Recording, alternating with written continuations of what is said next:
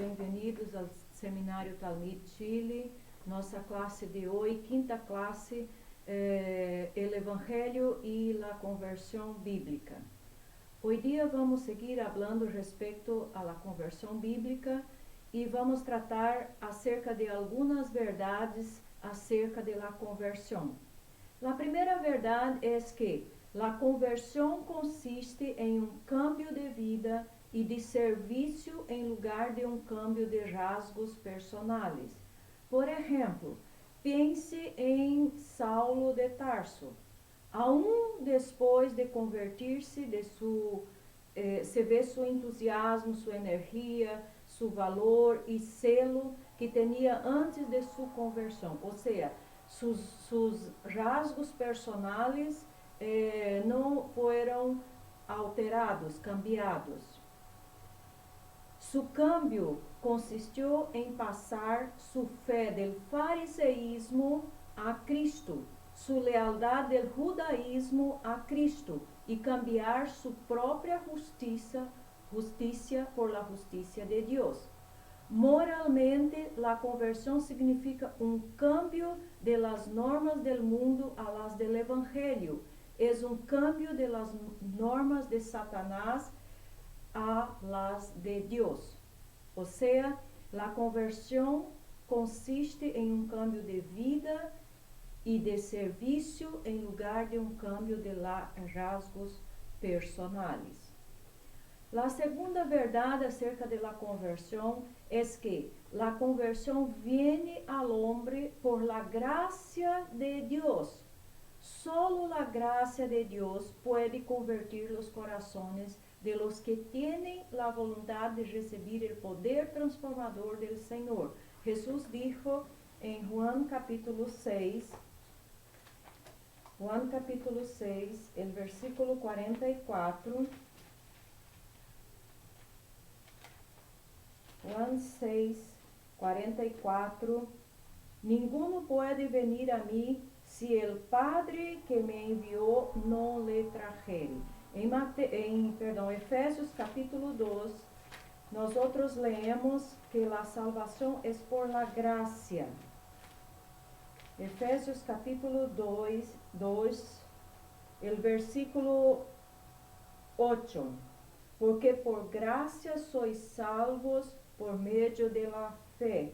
E esto no de vosotros, pois es dom de Deus. Então, a segunda verdade é que a conversão vem ao homem por la gracia de Deus. Não é por los méritos e por las habilidades, por las buenas obras del homem.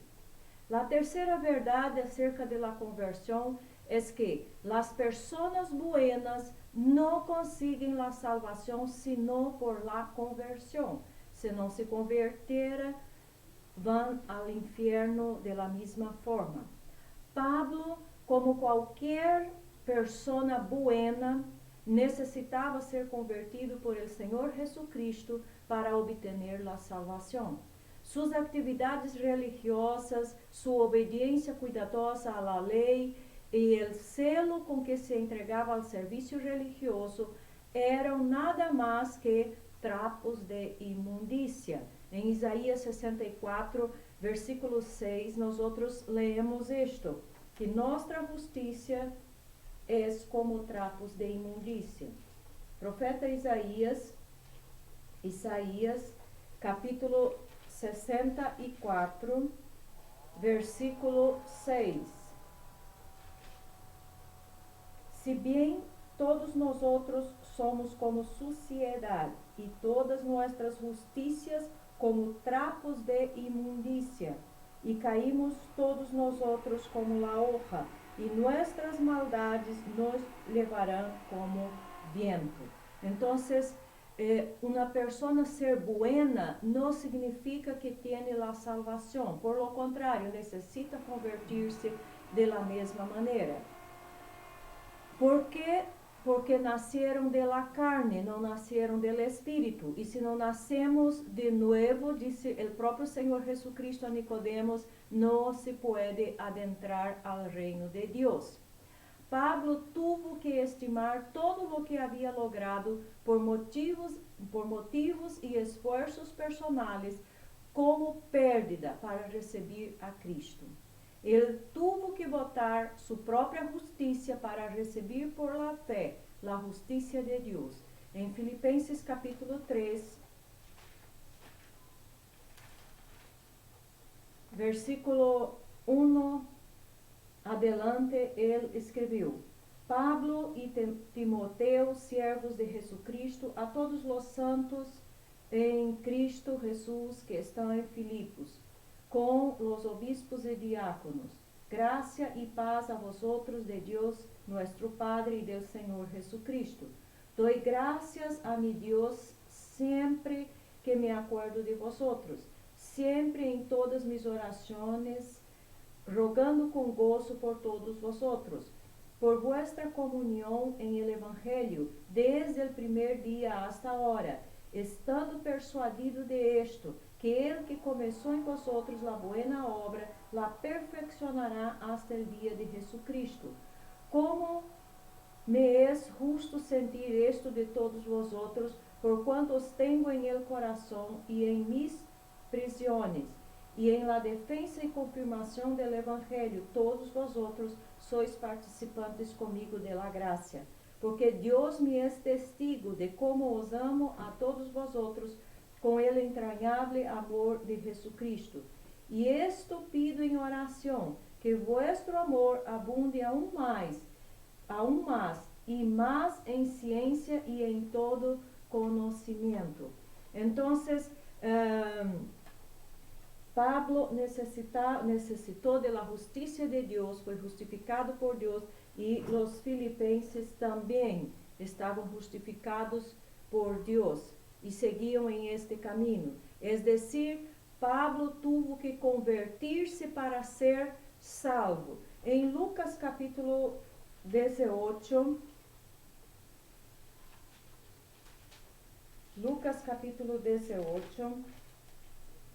el versículo 9, Jesús dijo: a unos que confiaban en sí mismos como justos y menospreciaban a los otros, dijo también esta parábola. Dos hombres subieron al templo a orar. Uno era fariseo y el otro publicano. El fariseo, puesto en pie, oraba consigo mismo de esta manera: Dios, te doy gracias porque no soy como los otros hombres, ladrones, injustos, adúlteros, ni aun como este publicano. Ayuno 2 veces a la semana, doy diezmos de todo lo que gano. Mas el publicano, estando lejos, no quería ni aun alzar los ojos al cielo, sino que se golpeaba el pecho, diciendo: Dios, sé propicio a mí, pecador. Os digo que este descendió a su casa justificado antes que el otro, porque cualquiera que se enaltece será humillado, y el que se humilla será enaltecido. Mire, el fariseo se exaltaba delante de Dios de sus buenas obras, de todo que hacía.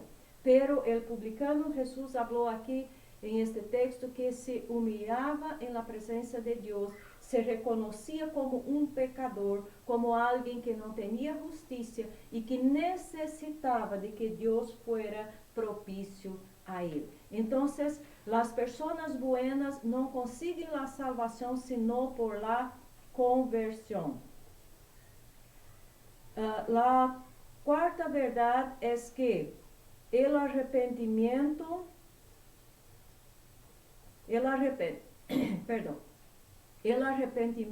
es parte de la conversión. La experiencia de cada converso prueba esta verdad.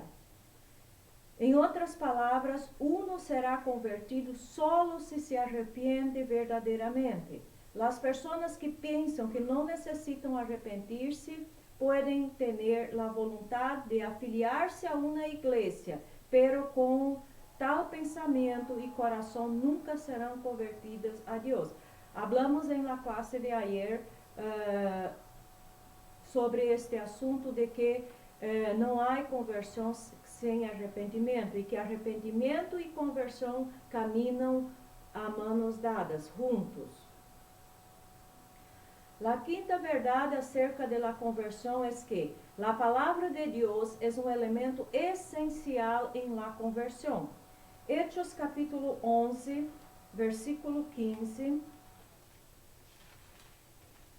Hechos 11, 15 dice: Y cuando comencé a hablar, cayó el Espíritu Santo sobre ellos también, como sobre nosotros. Al principio, Pedro estaba hablando, ¿o qué? ¿De qué? Estaba hablando de la palabra de Dios. Y entonces el Espíritu Santo vino sobre aquellas personas.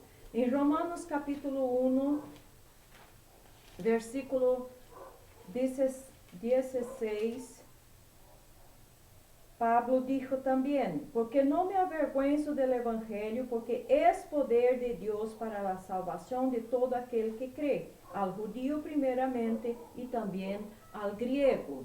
En 1 de Corintios capítulo 4, versículo 15, porque aunque tengáis 10.000 años en Cristo, no tendréis muchos padres, pois em Cristo Jesús yo os engendré por medio del Evangelio, ou seja, de la palabra de Dios, que foi lo que primeiramente dirigiu hacia Cristo las mentes de las 3.000 personas en el día de Pentecostés, al eunuco etíope, a Cornélio, a Lídia e al carcelero. Foi el mensaje de Dios lo que les hizo oír: la ley de Jehová es perfecta y que convierte el alma. En Salmo 19, versículo 7, el salmista dijo: la ley de Jehová es perfecta, que convierte el alma.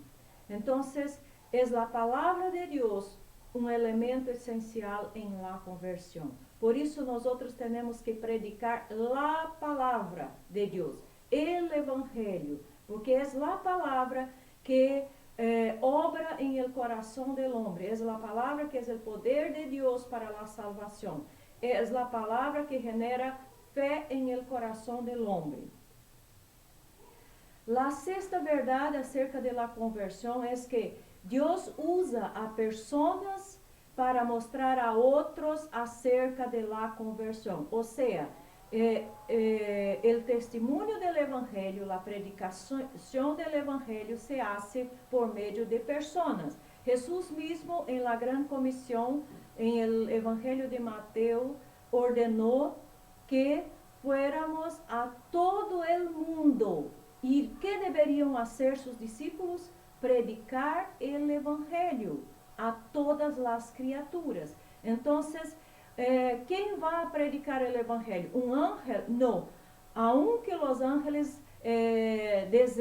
deseaban hacer esto, pero Dios confió esta tarea de predicar el Evangelio al hombre, aquellos que son discípulos de Jesucristo, aquellos que experimentaron y alcanzaron la salvación, son los que deben predicar el mensaje del Evangelio a todas las criaturas y en todo el mundo. En el día de Pentecostés, los discípulos llenos del Espíritu Santo fueron usados por Dios en la conversión de 3.000 personas. Toda conversión mencionada en las epístolas habla también de un siervo de Dios que ayudó en ellos. El que haga volver al pecador del error de su camino, salvará del muerte un alma y cubrirá multitud de pecados. Esto está escrito en Santiago capítulo 5, versículo 20. Entonces, Dios usa personas que fueron alcanzados por el poder del Evangelio para predicar a otras personas, para hacer otros discípulos. La séptima verdade acerca de la conversión es que es Dios quien hace la obra de conversión. Es Dios quien efectúa el milagro de la gracia en el corazón del mismo. Él hace el cambio maravilloso. porque Dios es el que en vosotros produce assim el querer como el hacer. Filipenses capítulo 2, versículo 13. Ninguno puede venir a mí si el Padre que me envió no le trajere. Juan capítulo 6, versículo 44. Nuestra parte es someternos a Él y obedecerlo. Dios hace lo demás. Dios hace el llamado. El hombre se rinde y Dios acaba la obra. El que comenzó en vosotros la buena obra la perfeccionará hasta el día de Jesucristo. Filipenses capítulo 1, versículo 6. Entonces, hermanos, estas son las 7 verdades acerca del Evangelio. Quiero repetirlas a usted para que quede bien gravado em sua mente. La conversão, primeira verdade, consiste em um cambio de vida e de serviço em lugar de um cambio de rasgos personales. Segunda verdade, la conversão viene al hombre por la gracia de Dios. Terceira verdade, las personas buenas não conseguem la salvação sino por la conversão. Quarta verdade, el arrepentimiento es parte de la conversión. Quinta verdade, la palabra de Dios es un elemento esencial a la conversión. Sexta verdade, Dios usa a personas para mostrar a outros acerca de la conversión. Y séptima verdade, es Dios quien hace la obra de conversión. Entonces, ahora vamos a hablar rápidamente acerca de la diferencia entre el convertido y el no convertido. El no convertido está emocionado sobre el cielo, pero aburrido por los cristianos y la iglesia local. Él piensa que el cielo será grandioso aun si Dios está o no. Le gusta Jesús, pero no se compromete con el resto de la vida cristiana, que es obediencia, santidad, discipulado y sufrimiento. Esto es algo muy importante. Hoy día oímos hablar de que ser un cristiano y un discípulo de Jesús es muy fácil. En verdad, esta es una gran mentira. ¿Por qué? Porque la Biblia dice que los que siguen a Jesús, los que son discípulos de Jesús, serán perseguidos, sufrirán persecuciones. Entonces hay sufrimientos, hay un precio elevado que se paga por ser discípulo de Jesucristo. Y el no convertido no quiere pagar este precio y no quiere los sufrimientos del camino. Jesús dijo que el camino es apretado, la puerta es pequeña, estrecha, apertada y es difícil, pero los no convertidos no quieren esta parte, quieren solamente las bendiciones, no los compromisos y los deberes.